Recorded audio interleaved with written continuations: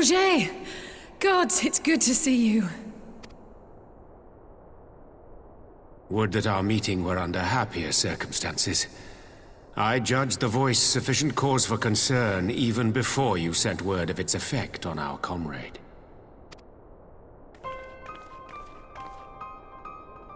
You heard it too, then?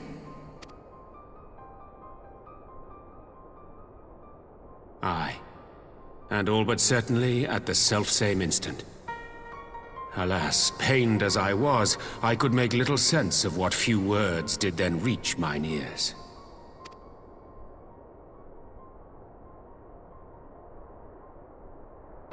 Who do you think is responsible? Could this be the Ascians doing? That I cannot say. Not when so little is known. Ere I indulge in speculation, I would examine Thancred with mine own eyes. To Alamigo, then, without further delay. One other thing. During my visit to the Far East, I observed a strange phenomenon. Thou referest, I presume, to the localized reduction in etheric density. Well, that spares me the trouble of an explanation. Yes, I noted precisely that at two apparently unconnected locations. I take it the phenomenon is not limited to the Far East. Indeed not. Of late, our agents charged with surveilling the beast tribes have spoken of little else. In every corner of the realm, they tell of places in which the ether hath grown thin. Naturally, my suspicions first turned to primal activity, but the areas thus affected betray no evidence of summoning. I must confess to being quite perplexed. If the same phenomenon is being observed in multiple locations on opposite sides of the world, we may safely discount regional factors. Needless to say, this warrants further investigation. Indeed, I shall make it my task to...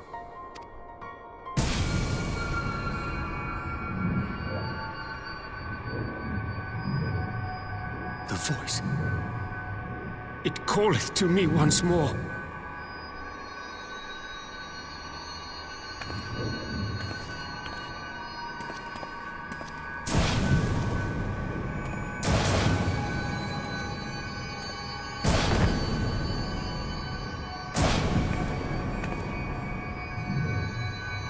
I hear it too.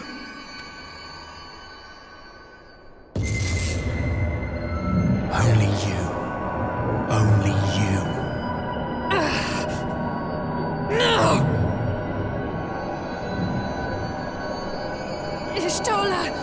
Rianger! Throw wide the gates.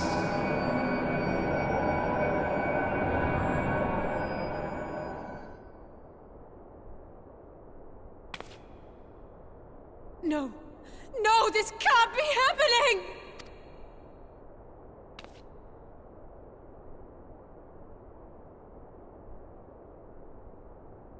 Y'shtola! Rianger! Open your eyes! Open your eyes, I beg you! Say something! Anything! Not again. Please, not again.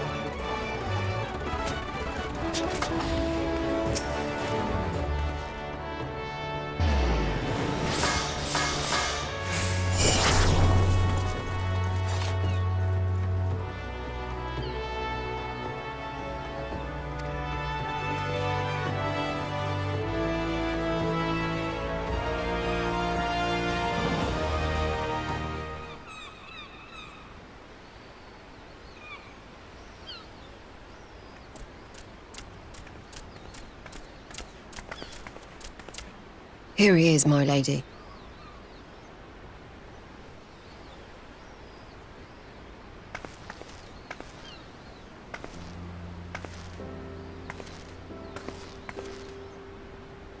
Gabu, it's been too long.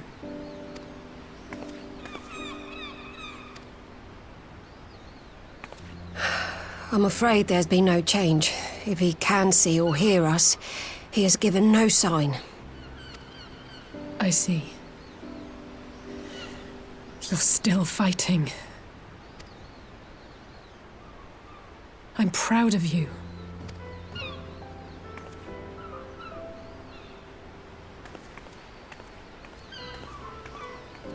We promised that we would come and visit you together, didn't we? Alphino and I. I'm sorry that we haven't managed that yet. You know, with the three of us like this, does it not remind you of that night? Of the stars beyond count twinkling in the heavens? I was feeling pretty low back then. Powerless. But I knew that my brother was close by if I needed him, and that the others would be waiting for me back at the Rising Stones. Not like now.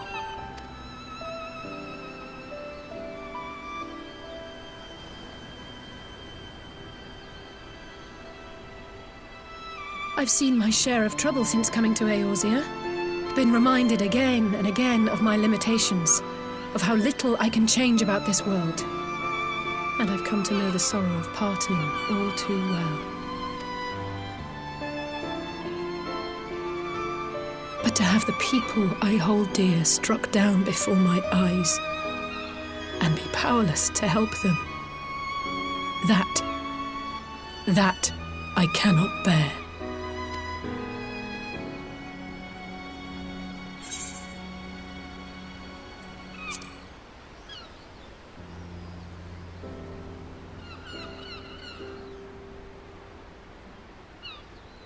No, I don't. You're right. It's pure arrogance to imagine I can solve everything by myself. You'd think I'd have learned that by now. Thank you. I don't know what I'd do without you.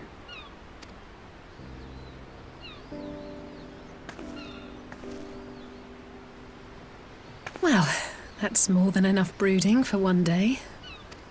Come on. We have friends to save.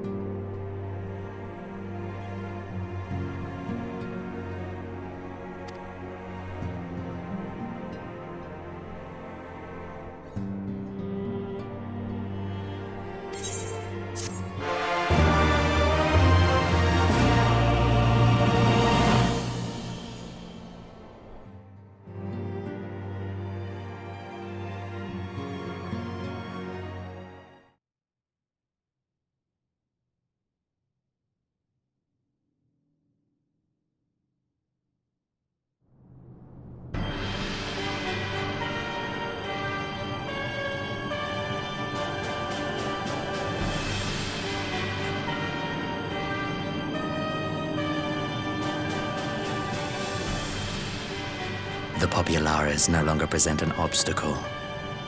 Now is the time to bring the Empire's might to bear. A word from your radiance is all it takes. But one word, and the Imperial army will fall upon Alamigo as a pack of bloodthirsty wolves and tear that feeble nation apart.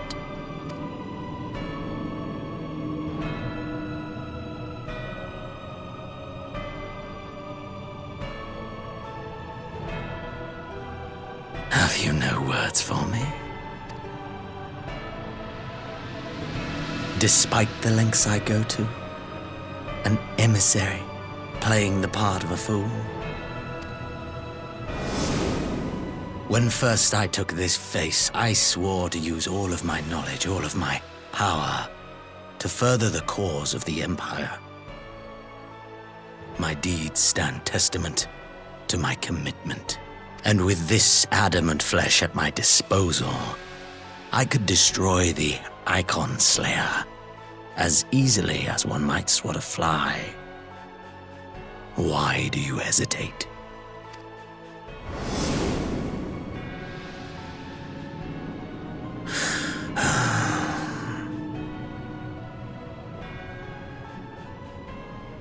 Our enemy is resourceful.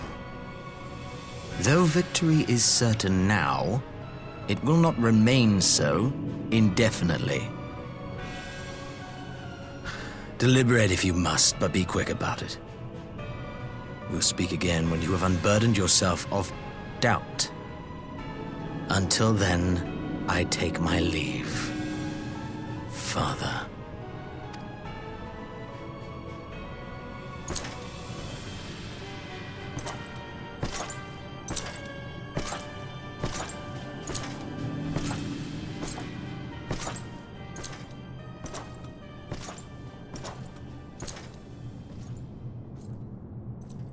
I should be the one to sigh.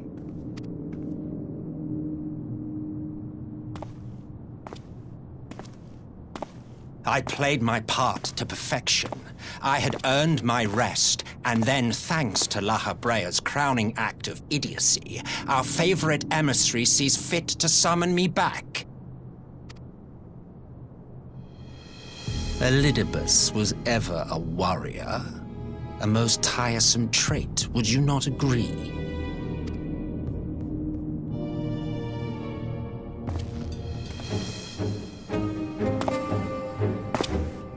What? Have you no words for me either? No matter. I've long grown weary of this mummery.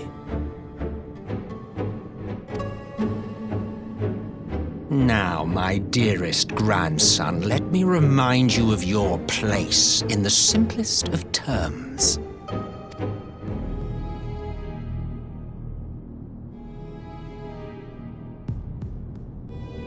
You do not make judgments, you administer them.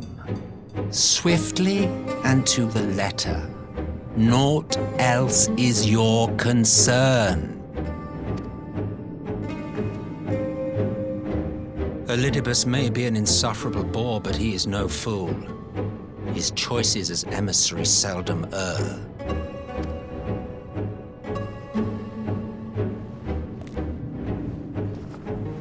If aught threatens the balance twixt light and dark, it falls to you to remove it. Be it by your own hands or by your armies, you have ample means at your disposal.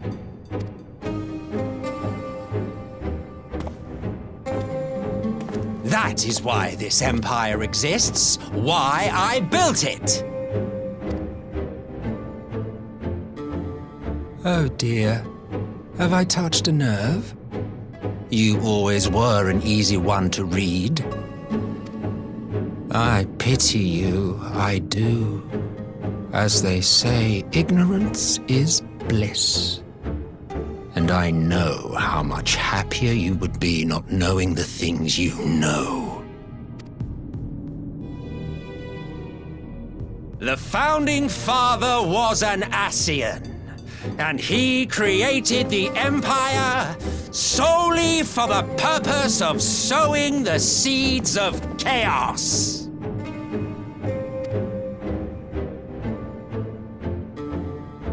don't take it personally. I merely do my duty.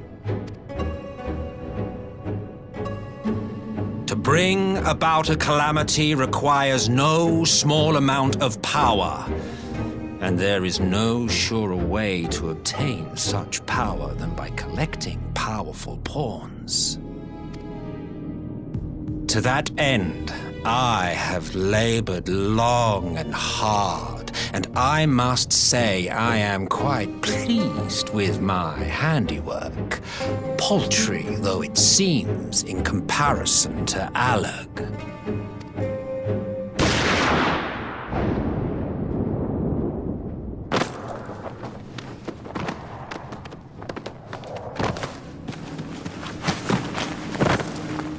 You fiends are overfond of your own voices.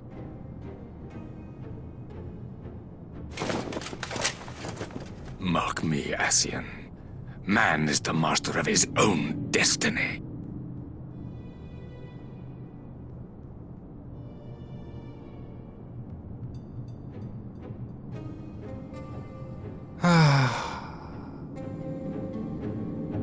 Such a waste of time and energy, both yours and mine.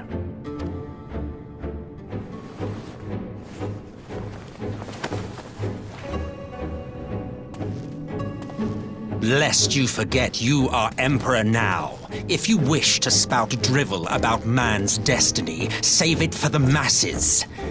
It will serve to give them a sense of purpose, and you pliant pieces for the game.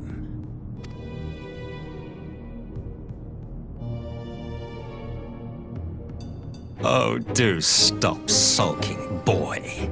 You, of all people, should understand. Ours is a struggle to restore both mankind and the world to their rightful state. Viewed thus, our goals are one and the same.